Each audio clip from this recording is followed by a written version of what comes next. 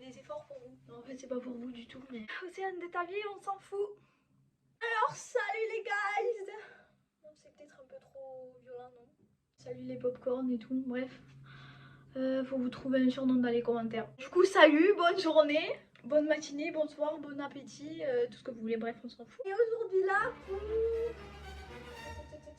tu sais lire le titre alors tu sais. On est là pour une review parce qu'on est sur une chaîne de review, on n'oublie pas. Mais la review d'aujourd'hui c'est sur qui a tué Sarah. Vraiment je sais toujours pas parler, c'est grave. Qui a tué Sarah. Bon du coup ça fait un peu un remake de la semaine dernière hein, parce que série mexicaine, un thriller sur Netflix, vraiment. Je crois que je vais vous faire la même vidéo quand même copier-coller. Ça va être la même chose à peu près. Pourquoi j'ai choisi cette série? Parce que cette série, déjà, tout le monde en parle. C'est la série événement de la semaine, du mois, de tout ce que vous voulez. Mais pour l'instant, on parle beaucoup de cette série, donc je me suis dit, bon, bah du coup, je vais donner mon avis sur cette série. Surtout qu'à mon avis, je vais me faire taper dans les commentaires. Vraiment, je m'attends à boum boum boum, Océane balayette par terre, elle n'existe plus. Parce que pour moi, cette série, tout le monde en parle, mais c'est pas non plus, c'est pas transcendant quoi. Surtout que je vous ai fait une review, du coup je vous le mets dans le petit i si j'y pense. La première review que j'ai fait sur cette chaîne c'était sur Innocent. C'est à peu près le même système, c'est-à-dire que c'est une série espagnole, ce coup-ci, bon pas mexicaine, mais c'est quand même une série latino ou hispanique on peut dire. C'est un thriller, c'est à peu près le même système, on est à peu près sur les mêmes choses et je trouve que Innocent est mieux faite ou je préfère l'univers. En plus je vais vous dire pourquoi j'aime pas trop cette série. Parce que bon, vous dire que j'aime pas pour que j'aime pas, Océane, on s'en bat les couilles de ta vie quoi. Moi ça va les couilles de ton avis. C'est normal. Cette série qui a tué Sarah a 2 saisons, elles sont toutes les deux dispo sur Netflix. Il y a 18 épisodes en tout.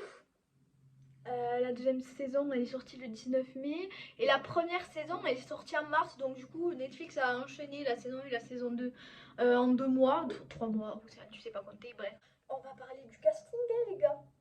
Mais parce qu'on est sur une série mexicaine, donc des acteurs hispaniques. Est-ce qu'on les connaît comme la semaine dernière ou du moins est-ce qu'on est face à une grande star genre Mario Casas? Non, pas du tout. Moi perso, je regarde des séries espagnoles et je connaissais pas trop ces personnages-là ou du moins ces acteurs-là. À part celui qui joue, je sais plus son nom, que j'ai vu dans une série aussi, Control Z. Je vous mettrai sa photo là qui va apparaître sur le côté. Parce que je connaissais lui, mais sinon après je connaissais pas. Je connaissais pas trop. Donc niveau personnage, alors on a Manolo Cardona, c'est celui qui joue Alex Guzman. Vous voyez, c'est le personnage central de la saison. Carolina Miranda qui joue Elsa Lascano. Renes Garcia Milan qui joue César Lascano. Claudia Jiménez qui joue Mariana Lascano. Eugenio Siller qui joue José Maria Lascano, mais dans la série en fait tout le monde l'appelle Shemna, et c'est son surnom quoi. Alejandro Nones qui joue Rodolfo Lascano. Ximena La Madrid qui joue Sarah Guzman, la personne tuée quoi, parce que qui a tué Sarah, la personne qui est tuée. Bref, niveau acteur, j'en connaissais pas des masses. J'en connaissais qu'un dans l'histoire et encore c'est un rôle secondaire, on le voit presque pas dans l'histoire. Des inconnus au bataillon et puis c'est des acteurs à peu près tous mexicains vu que c'est une série mexicaine, ils allaient pas prendre des américains, quoique dans Toy Boy, ils sont en train de tourner la saison 2, là c'est une série espagnole et il va avoir celui qui a joué dans 365 jours là, DNI ou je sais plus quoi là. Vous voyez Monroe, je sais plus, vous allez voir sa photo qui s'affiche. Du coup c'est une série espagnole et ils ont pris des acteurs qui ne sont pas espagnols dedans, donc bon. Mais dans cette série, c'est une série mexicaine et il y a presque que des Mexicains dans l'histoire. C'est que des inconnus au bataillon pour moi, du moins pour moi, parce que peut-être que pour vous qui regardiez d'autres séries, peut-être vous les connaissiez, mais pas moi. Du coup, niveau casting et niveau acteur, bon, ça va, quoi, ça va. Ils ont bien joué quand même, vraiment. Ils ont bien choisi En fait, ils ont bien choisi les acteurs quand ils ont fait leur casting, ils ont bien choisi les acteurs, je trouve que ça correspond pas mal. Mais je trouve que niveau casting, on n'est pas si mal que ça. Le seul truc qui m'embête un peu, c'est que ça repose pas sur une star, ou du moins, il n'y a pas l'effet, vous voyez, lumière, vraiment, genre en mode on va regarder. Là, il y a eu une série phénomène parce que tout le monde a eu un engouement énorme sur cette série. Je sais même pas comment ça se fait qu'il y ait eu un engouement énorme parce que je me dis du coup il n'y a pas eu de grosse star qui a fait cette série. C'est un thriller quoi. Et puis je trouve qu'en ce moment Netflix ils envoient que des thrillers vraiment. Là on a Innocenté qui est sorti il y a pas longtemps. Là on a qui a tué Sarah. Il y a Mon ami Adèle aussi qui est un thriller. Vraiment en Netflix ils sortent que des thrillers. Bref voilà. A few moments later. Cette série, si on parle du résumé, en fait c'est Sarah qui s'est fait tuer lors d'un... Comment ça s'appelle? Elle a fait du parachute ascensionnel en fait. Et avec des amis, donc avec sa famille, enfin avec sa famille, avec son frère et la famille des Lascano qui sont des milliardaires ascensionnels. Et en fait, elle tombe, donc il y a un parachute et elle s'explose dans la mer. Enfin, dans la mer, non, dans le lac parce que c'est la propriété des Lascano.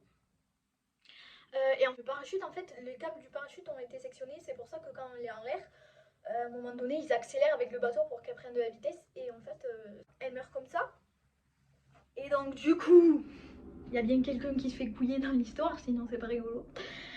C'est son frère qui prend la peine de prison, mais en plus il prend une peine de prison, il prend de base il prend 30 ans, sauf qu'il en fait que 18, mais il prend pour meurtre avec préméditation, un truc comme ça. Et Alex Guzman qui se fait arrêter, alors que c'est pas lui qui l'a tué, accessoirement. Donc la saison 1 en fait elle est vraiment centrée sur la psychologie d'Alex, sa volonté de vengeance parce qu'il veut absolument savoir qui a tué sa sœur et il veut la venger, surtout qu'il dit quand il sort de prison, donc dans le premier épisode il dit comme ça, oui non mais c'est à cause des Lascano, ils vont payer, je vais leur faire payer. Bref. Le mec est assez quand même intelligent et puis il est informaticien, enfin informaticien non, il est hacker quoi. Donc notre saison 1 c'est ça en fait. C'est un thriller, du coup t'as des cliffhangers, enfin des cliffhangers on va le dire en français, des rebondissements, ouais à peu près je crois que c'est ça. Il y a des rebondissements sur toute la série comme dans El Innocenté, mais je trouve que c'est moins bien fait, ou du moins je suis moins hypée par les rebondissements. La série ne répond pas aux questions qu'elle pose en fait, parce que la série repose sur un meurtre, comme à peu près tous les thrillers d'ailleurs. Ça repose sur un meurtre, et sur la saison 1, du coup, donc qui a tué Sarah, on se dit ouais, on va essayer d'avoir des lumières sur qui l'a tué et tout. Alors qu'en fait, on n'a rien du tout. Fait, ils répondent pas vraiment aux questions que nous pose au fur et à mesure la série. Et en plus, ça termine sur un cliffhanger. Attention, spoiler. Mais pas regarder la saison 1. En fait, à la fin, on apprend qu'en fait, Sarah, c'était peut-être pas la petite fille sans histoire et tout. On nous a montré sur toute la saison 1, en fait, c'était peut-être pas ça trop, vraiment, Sarah. Il y a son frère qui tombe sur, comment ça s'appelle un journal intime. Où elle écrivait ses pensées suicidaires dedans et tout. Du coup, on apprend qu'en fait, la fille, elle était peut-être pas toute blanche. Il y avait peut-être des problèmes, que bon, elle est morte. On sait toujours pas par qui, mais elle est morte. Et il y avait peut-être anguille sous roche, quoi, voilà. On sait pas trop vraiment qui a tué Sarah encore. Saison 2, il y a quelqu'un qui se dénonce, pardon, et qui dit qu'il a tué Sarah. Deuxième épisode, on apprend qu'en fait, c'est pas cette personne qui s'est dénoncée qui est vraiment le tueur, c'est peut-être quelqu'un d'autre. Et on a encore un autre mystère qui est derrière la saison 2, avec notre logo qui apparaît et tout ça. C'est ce que j'aime pas trop. Bon, après, El Innocenté, c'était quelque chose où on était sur une mini-série, donc ils étaient obligés de bien conclure la série, même si ils n'étaient pas forcément obligés de tout répondre. Mais là, en fait, sur cette saison, ou cette série d'ailleurs, pour ça que je suis pas trop fan. Ok, elle est bien quoi. On est face à une bonne série. Un bon thriller qui est quand même bien fait. Mais j'aime pas trop parce qu'en fait, un peu un remake de Pretty Little Liars, vous voyez. C'est-à-dire que la série repose sur un acte, sur quelque chose, et en fait ils nous font traîner.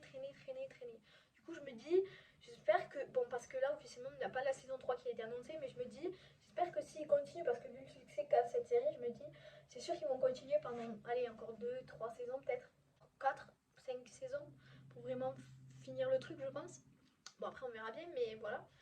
Du coup je me dis que franchement, je sais pas s'ils vont. J'espère pas qu'ils vont me faire traîner autant parce que là, moi, voilà, je suis un peu lassée quoi.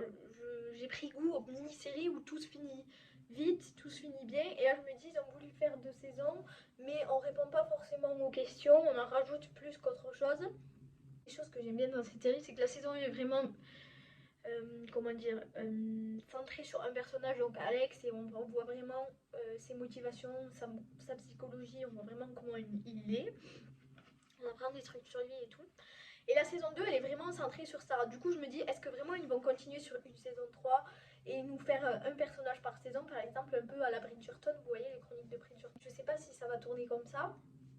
Surtout que je rappelle, ce thriller n'est pas tiré d'un livre ou quelque chose comme ça, donc c'est vraiment une volonté du scénariste et du producteur. Une saison, un personnage, avec des personnages annexes aussi qu'on apprend à connaître, mais on va dire que la saison est centrée sur quelque chose, sur un personnage. C'est cool, ça nous fait... On voit plusieurs versions de l'histoire un peu, vous voyez. Mais j'aime pas le côté thriller qui fait traîner, vous voyez, parce que je me dis... J'espère qu'ils vont pas faire 5 saisons comme ça, parce que sinon ça va vite me saouler, moi, perso.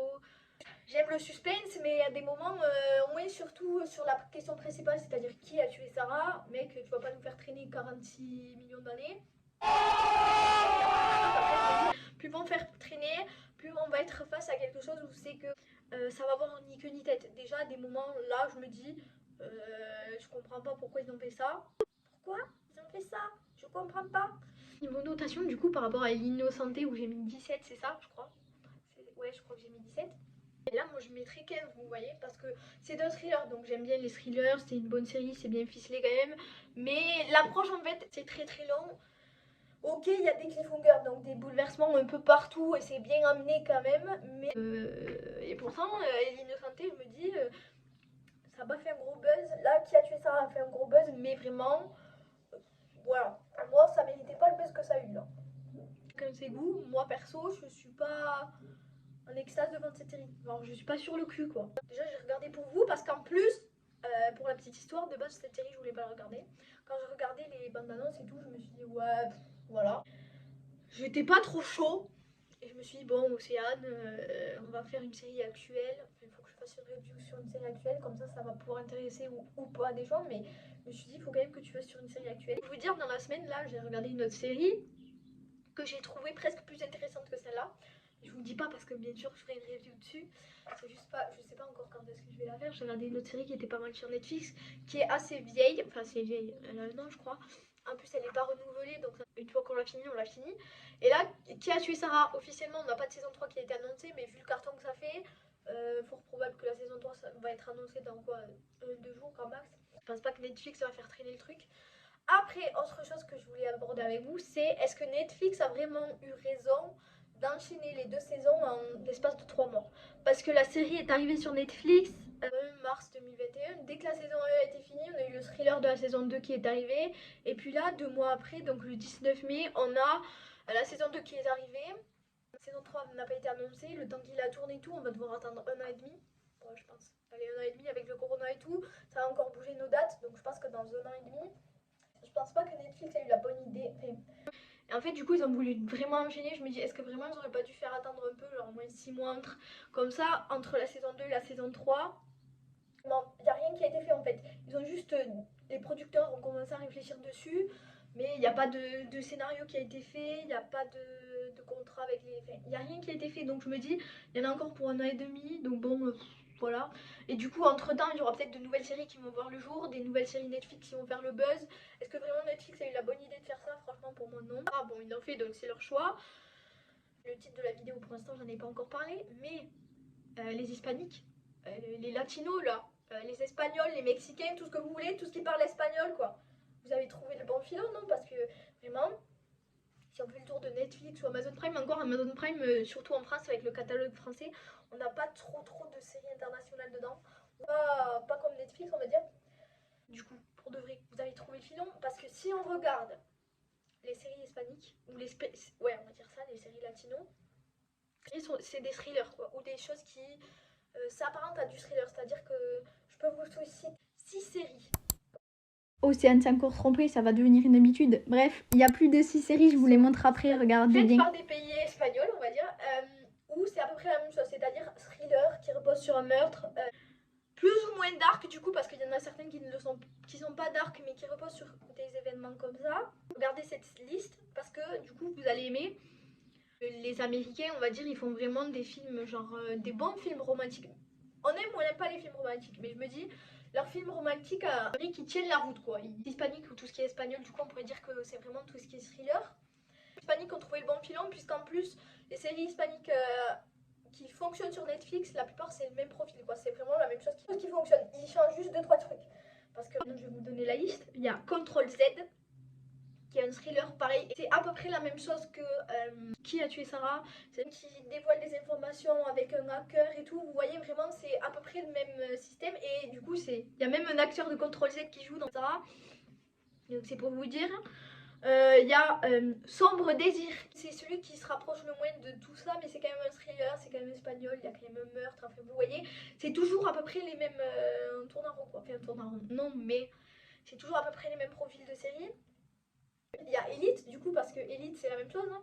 Elite, bon, après on va attendre la saison 4 pour voir sur comment ça tourne, mais officiellement, sa série repose sur meurtre. Voilà. C'est quand même un thriller pour ados parce que du coup, c'est vraiment édulcoré, c'est pas du tout comme les autres séries vraiment sombres. Il y a de la drogue et tout, il y a un peu de violence, tout petit peu. On est sur le même style, hein. Donc Elite, et en plus, c'est une série qui du coup fonctionne. J'ai hâte de voir la saison 4 parce que là, je me dis, ça va commencer à tourner en rond.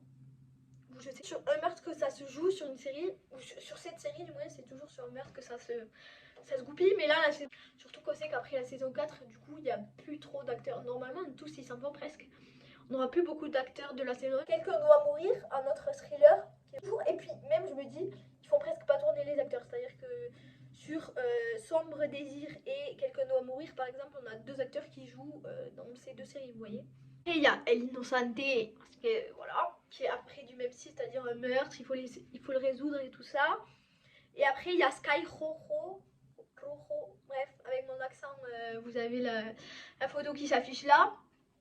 Vraiment, les hispaniques ont trouvé le bon film. Bon, ben, nouveau dicton, quand on n'a pas de tête, on fait du montage. En série thriller, il y a aussi Après toi, le chaos. Mais il y a aussi Toy Boy, et ces 2 séries thriller reposent et sur un meurtre ou un viol, donc c'est toujours la même chose. Je vous laisse avec la vidéo maintenant. Pour moi, parce que ils ont trouvé un genre de film où ils sont bons, c'est-à-dire qu'ils font de bons thrillers, c'est bien ficelé, c'est bien tourné.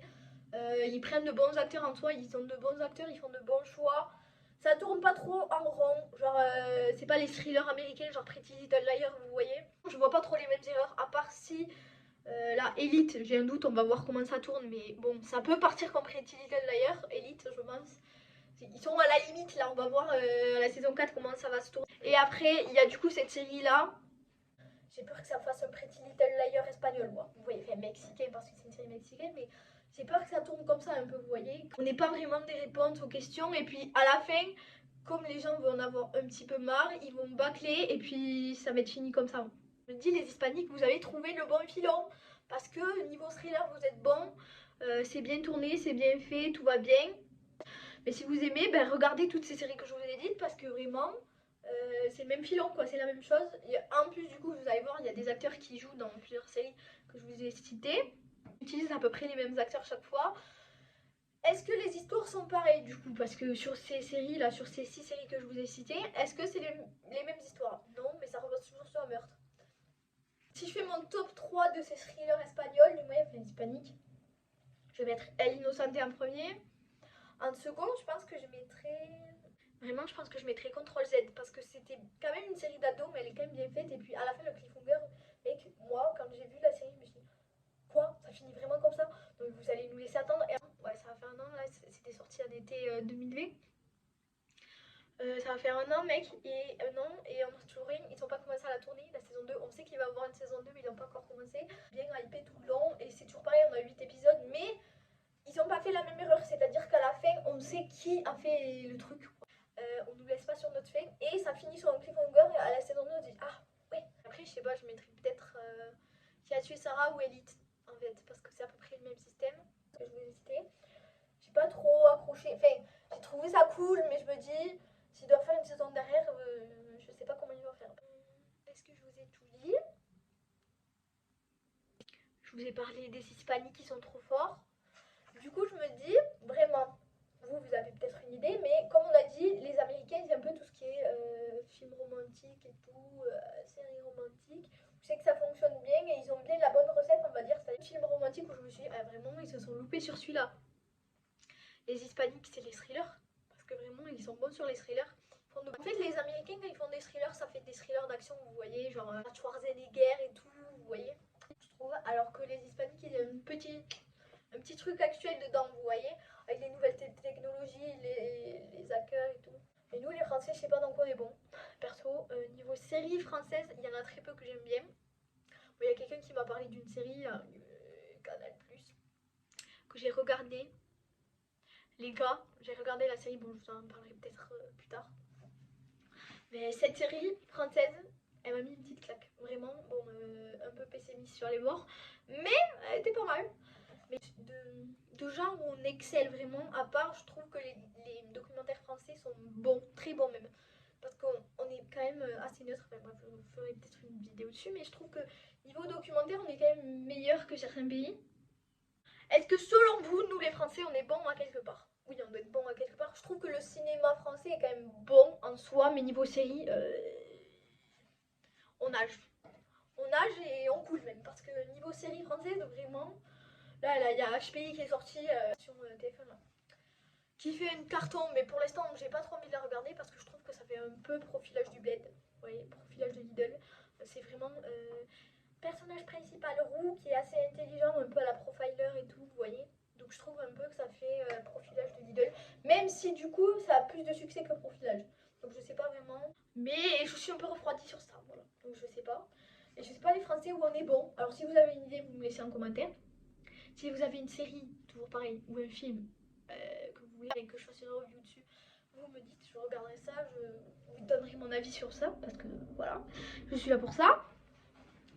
Merci pour l'accueil de la vidéo, de la première vidéo. Bref, j'arrive à faire des vues sur une chaîne que ça fait qu'une semaine qu'elle est là. Alors que j'aurais pu faire une ou deux vues. Donc c'est cool ça. Donc on n'oublie pas, on s'abonne, on lâche le petit j'aime là parce que bon, faut que je fasse les montages et tout ça. Hein. Donc ça me motive un peu de voir des j'aime sur les vidéos. On n'oublie pas d'aller jeter un petit coup d'œil sur ma chaîne principale. Du coup à virer. Parce que j'ai des petits edits. Donc des extraits de séries, des montages d'extraits de séries, de films ou d'animés, parce que bien sûr je fais les trois. Et toujours pareil, du coup si vous voulez que je regarde un film, une série ou un animé, ben, vous me laissez en commentaire. Et puis du coup, on se dit à la semaine prochaine. Et va chercher ta tasse de thé, va regarder la série. Ciao. Alors fais coucou à la vidéo. Coucou. Oh mon père. Bon, je t'emmerde. Ouais, je sais. Moi, je trouve qu'aujourd'hui, j'ai les yeux, mec. Salut. Ils sont en train de tourner la saison 2. C'est une série espagnole, je crois. Il y avait une bête. Bref. Océane, tu fais pitié. Alors.